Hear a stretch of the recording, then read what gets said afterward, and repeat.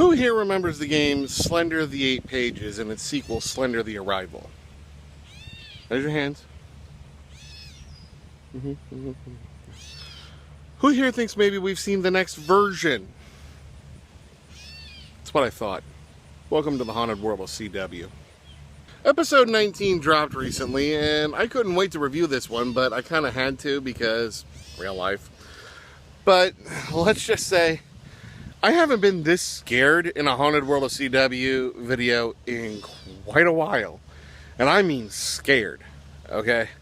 Seriously, when Slender the Arrival showed up, and its predecessor, Slender the 8 Pages, they made reaction videos of people playing the game, just to illustrate how terrifying Slenderman really was.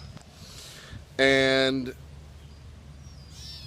I think that if we were to try and make a game of Constance trying to escape from Red Crow, like we just saw in the video, wow. Yeah. Somebody please contact Agent Parsec of Parsec Productions. This needs to happen yesterday. Once again, not reading the description of the video before watching the video really paid off for me.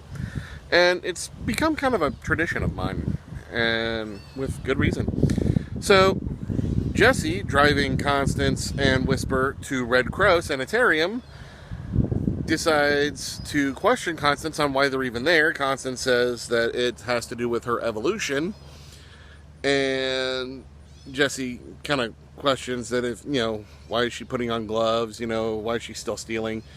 Constance rightly points out that A, it's her records, and B, it isn't stealing if the place is abandoned. Point conceded.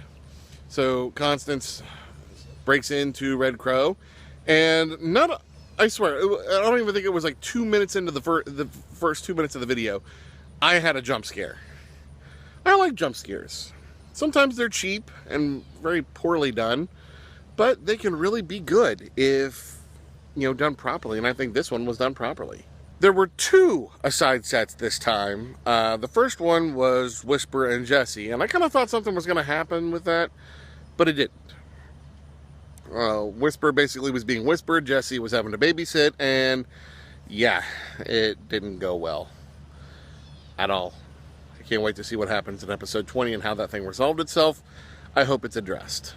The second aside was Max and Jimmy, and it's funny how technologically illiterate they both are. Although Jimmy seems to be a little more up on it than Max is. Max, he's old school and very tech unsavvy. Jimmy, on the other hand, seems a little more with it. That's probably because he was out for a while, doing werewolf things. And in addition to that, he's doing some self-defense training with his brother. And I thought that was a really neat little brother moment. And again, you get the feeling that Max is really trying to work his way back into his daughter's lives. And with Whisper, he might be succeeding. Makes me kind of question where that arc is going.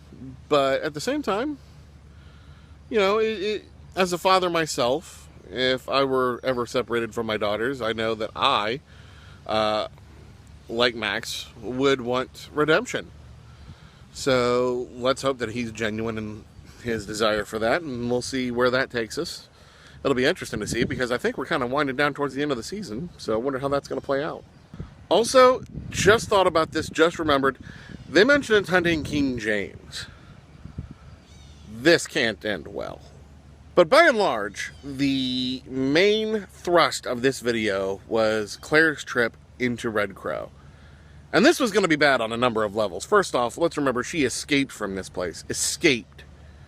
Which means having to go back and remember all of the horrible memories that are associated with leaving a place where you were tortured, captured, and basically imprisoned. Now, I did think I spotted a bit of a continuity error in this, and that she said that she was there for 5 years. But I think it was supposed to be longer, because if I remember right, the accident which supposedly put Constance into Red Crow Sanitarium was supposed to have occurred when she was really, really little. You know, and if I'm guessing, if I've got my timeline right, I think she's either 16 or 18, so I'm thinking it would have been closer to 10 years, pardon me there. But, you know, I mean, it is what it is. Maybe I'm wrong, and I'm okay if I am, you know? As long as the storyline fits, and in this case, you know, the time frame itself is slightly irrelevant, you know? Mainly because it happened, and holy crap, what happened next was awesome. Let's pretend for a second that you were breaking into a place that was haunted. You are armed basically with only a camera and a flashlight. And you know for a fact that there are spirits here that hate the living and will do just about anything to kill you. Or at least inflict a bunch of serious bodily and emotional trauma. How will you handle that? Would you be as cool as Constance was? And was she really being cool at all? Sometimes it's actually a little hard to tell. But I'll tell you this right now. I was freaked the hell out. Holy crap. The ghost of a girl who died there in a very horrible and tragic manner wants Constance to suffer. And suffer she does. Now, I have to ask this, too, because what in the hell is with Constance and getting shoved through windows by spirits? Bloody Mary. Consuela. This chick. Wow. Nonetheless, she manages to shake most of it off and, you know, makes her way, tries to make her way out and thinks that she may have finally succeeded in finding a floor that wasn't haunted. Well, surprise, surprise, you're wrong. Wow. And the apex of this video. We know for a fact, you know, if you might permit me to engage in a bit of meta on this, that she's okay. But how okay? Just physically? Or is she much better off than what most people would think? I don't know. I would like to know. So I can't wait for the next video. I really can't. I am waiting with bated breath. But I think I'm going to have to wait a little longer than what most people will. I'll explain here in a little bit. But first, this really does seem like it needs to be an indie game now. They have gone this route twice in Red Crow. The first was with the Slenderman version that was the Doctor. And this wasn't really like a Slenderman either, because this one was up in your face and all up in your shit. And, you know, this was more of a mutation that resembled Slenderman. It was more of a spider style, you know, so there's that issue. And of course, you know, Slender Hat, which was settled, people. Check it out. Watch the whole saga. Watch every second. Trust me, you will understand. For crying out loud. But this time, I think it was handled a bit differently, and obviously not with a Slenderman angle. I actually kind of appreciated the ghost angle on that.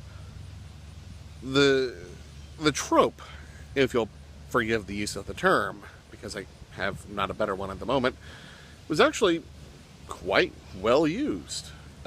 There, you know, when it comes to jump scares and, you know, Slender-style stuff, we've seen it a lot.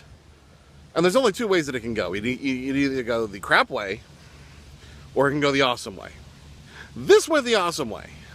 I was really pleased with how this turned out, and quite frankly, I thought this was just a magnificent piece of scare.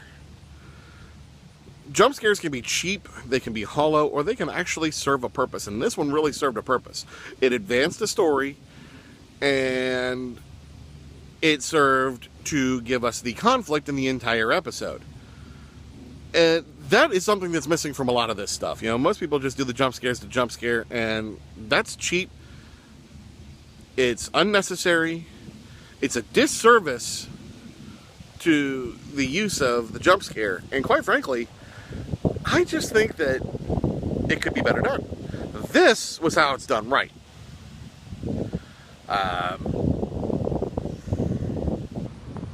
other than that, welcome to the world. This needs to be welcome to the world. This needs to be a game, an indie game for PC, mobile, freaking port it to the PS4, port it to the Xbox One, port it to the freaking Nintendo system, NX, Wii U, I really don't care which one, 3DS, even put it on the Vita, for God's sake. That needs more games. For crying out loud, it really does. But it needs to be played by just about everybody. Because this, I think, could be how the flashlight and a camera series of games would actually get back into the spotlight I think it deserves. Once something has passed its time, it usually doesn't come back around again. This could bring that particular genre of indie game back around. I would love to see that. Heck, I'd like to see the Haunted World CW done SCP Containment Breach style, but that's me.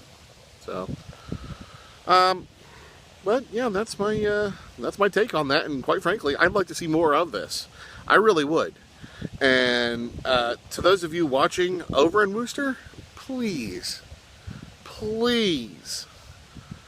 if you have more of this footage, this kind of stuff, bring it on. This was awesome. I loved seeing it. So that's episode 19, and episode 20 and possibly 21 are going to be a little bit late because I'm going to be out of town. I'm, got real life, I've got family, and I've got commitments and other things like that, and so I'm going to be gone all the next week, and I'm possibly going to be gone when episode 21 drops too, but I promise I will be reviewing both of them. I might have to do a double review. We'll see how that plays out. In the meantime, there's a link down in the description below to their channel. Please go there, watch the video in question, and watch all the previous videos as well. While you're there, please like on them, please comment, and also go ahead and sub to the channel. They deserve all of your attention and more. Everything by them is done by them for you guys. And they have a Patreon too. Please consider supporting that. Also, please like, comment, and sub on my channel if you like this. And if you want to see me improve and you want to help me out, remember I have a Patreon too. So, until next time, this is JDPaladin telling everybody out there, stay righteous.